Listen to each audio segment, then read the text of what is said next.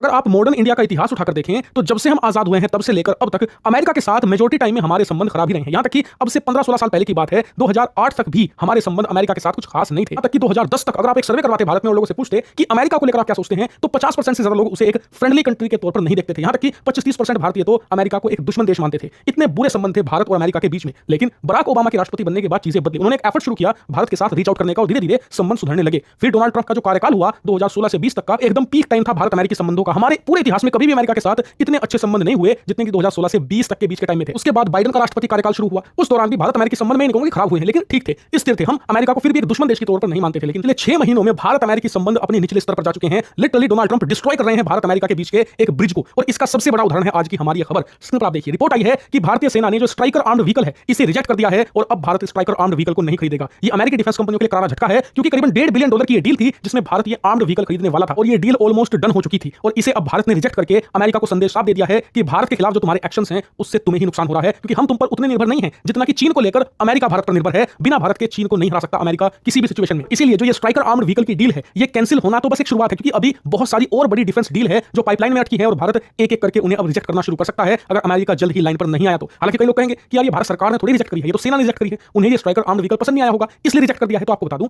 कि ऐसा ही एक आर्म्ड व्हीकल भारत की देसी कंपनी टाटा ने भी बनाया था, लेकिन भारतीय सेना को उस समय पसंद नहीं आया वो व्हीकल और उन्होंने स्पेशली मांग करी थी कि हमें अमेरिकी कंपनी द्वारा बनाया गया स्ट्राइकर ही चाहिए, क्योंकि उसके अंदर ही वो क्वालिटी है जो हमारी जरूरत के हिसाब से हमें चाहिए। यानी कि सेना ने खुद से डिमांड करी थी कि हमें सरकार स्ट्राइकर दिलाए और अब उसे जिस तरीके से कैंसिल किया गया है, बात साफ है कि भारत को एक बहाना तो चाहिए था, क्योंकि डील आप ऐसे ही नहीं कैंसिल कर सकते। इसके लिए आपको प्रॉपर रीजन देना पड़ता है। तो रीजन हमने ये दिया है कि हमने इसके टेस्ट और ट्रायल करे हैं और इस हिसाब से ये हमारी जरूरतों के हिसाब से फिट नहीं बैठता। ये फिलहाल हमने बहाना देकर ये डील कैंसिल कर दी है और बताया जा रहा है कि अब हम अपने देसी आर्म्ड व्हीकल जो टाटा ने तैयार किया है उसी की तरफ जाएंगे। खैर जो भी हो, ये अमेरिकी डिफेंस कंपनियों के लिए खराब है, भारत अमेरिकी रिलेशंस के लिए बहुत खराब है और चीन के लिए तो बहुत अच्छी खबर है, क्योंकि भारत अमेरिकी गठबंधन से ही चीन सबसे ज्यादा डरता था। लेकिन अब जिस प्रकार से डोनाल्ड ट्रंप ने सूरी कदम उठा लिए हैं भारत के खिलाफ, उससे उसका खुद ही जलना तय है। भारत का क्या है, भारत खुद आत्मनिर्भर होता जा रहा है रक्षा के क्षेत्र में और साथ ही रूस के साथ हमारा कोऑपरेशन भी जारी है। मुसीबत खड़ी होगी अमेरिका के लिए, क्योंकि उसे भारत के अलावा पूरे एशिया में कोई भी ऐसा मजबूत साथी नहीं मिलने वाला जो चीन को चैलेंज दे पाए। अरे चैलेंज तो ना छोड़िए, भारत के अलावा पूरे एशिया में कोई भी देश ऐसा नहीं है जो चीन के खिलाफ चूं भी करने की हिम्मत करता हो। इसीलिए ये अमेरिका की लॉन्ग टर्म स्ट्रेटजी के लिए तो बहुत